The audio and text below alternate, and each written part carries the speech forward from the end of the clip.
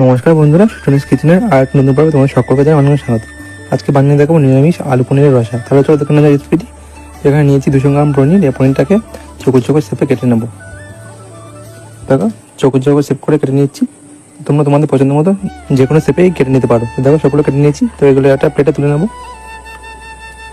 তোমাদের দিয়ে দেবো সামান্য লবণ আর সামান্য একটু হলুদ। ওই লবণ আর হলুদ দিয়ে ভালো করে একটু পনিরের গায়ে মিশিয়ে নেবো। তো এবার একটা কড়াইয়ের মধ্যে দিয়ে দেবো বেশ কিছু পরিমাণে সরষের তেল। তেলে ভালো করে গরম করে নেবো। তেল গরম হয়ে গেলে নুন হলুদ মাখানো পনিরগুলো এক এক করে তেলের উপর দিয়ে দেবো। দিয়ে হালকা করে নেড়েছে এটাকে তুলে নেবো। খুব বেশি ভালো যাবে না, শক্ত হয়ে যাবে। পনিরগুলো তুলে নিচ্ছি। ওই তেলে দিয়ে দেবো তুলে পাতা, একটা শুকনো লঙ্কা, হাতে যেমন 5 ফোড়ন, সামান্য হিং আর গোটা গরম মশলা। ফোড়নটা হালকা করে ভেজে নিয়ে দিয়ে দেবো ডুমুর কেটে রাখা আলু। এখানে 2 থেকে 3টে মিডিয়াম সাইজ আলুকে ডুমুর কেটে নিয়েছি। তো সেটা দিয়ে দিয়েছি। আলুটা নাড়াচাড়া করে দিয়ে দেবো 2টো কাঁচা লঙ্কা। তারপরে ভালো করে নেড়ে মিশিয়ে নেবো। তো দিয়ে দেবো 1 চামচ লবণ। লবণটা দিয়ে ভালো করে একটু ভেজে নেবো আলুটা। আলুটা ভাজা করে দিয়ে দেবো এর মধ্যে একটা মিডিয়াম সাইজের ক্যাপসিকামকে এরকম ছোটো ছোটো করে কেটে নিয়েছি। আর দিয়ে দেবো একটা বড়ো সাইজের টমেটো। এভাবে একটু মুখটা ফাটিয়ে নিয়েছি। সব কিছু ভালো করে একটু ভেজে নেব। তারপর সব কিছু ভালো করে ভেজে নিয়েছি। আর এখানে নিয়েছি একবারই পরিমাণে বটবটি কুচি। তো এরকম ছোটো ছোটো করে বটবটিগুলো কেটে নিয়েছি।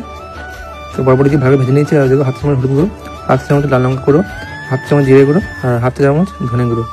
তো সব মশলাগুলো দিয়ে ভালো করে একটু আবার কষিয়ে নেব।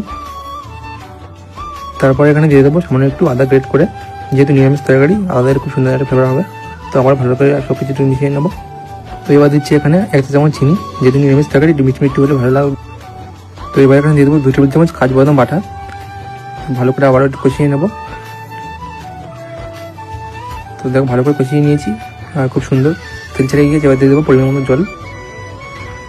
জলটা দিয়ে ভালো করে মিশিয়ে নেবো। তো দেখো, জলটা ফুটতে শুরু করেছে। এবার ভেজে রাখা পনিরগুলো দিয়ে দেবো। পনিরগুলো দিয়ে হালকা করে একটু নেড়ে নেবো। দেখো, প্রায় হয়ে এসছে। এবার দিয়ে দেবো সামান্য একটু গরম মশলা গুঁড়ো আর অল্প একটু ঘি। তো ভালো করে একটু হালকা করে নেড়ে চেড়ে মিশিয়ে নেবো। তো তৈরি হয়ে গেলে সম্পূর্ণ নিরামিষ আলু পনির রসা। তো অবশ্যই এটা বানিয়ে দেখবেন, গরম ভাতের সাথে খেতে দুর্দান্ত লাগবে। এছাড়াও এটা ফ্রাইড রাইস, পোলাও, রুটি, লুচি সব কিছুর সাথে খেতে খুবই ভালো লাগবে। যে কোনো নিরামিষ দিনে অনায়াসে এটা বানিয়ে নিতে পারেন। সবাই খুব ভালোবেসে খাবে, খেতে ভীষণ টেস্টি হয়। তো আজকের রেসিপিটি কীরকমই লাগলো অবশ্যই কমেন্ট করে জানাতে ভুলবেন না। যদি ভালো লাগে প্লিজ চ্যানেলটি সাবস্ক্রাইব করে পাশে থাকবেন। আজকের মতো ভিডিওটা এখানে শেষ করছি। আবার দেখা হবে নতুন কোনো রেসিপির সাথে।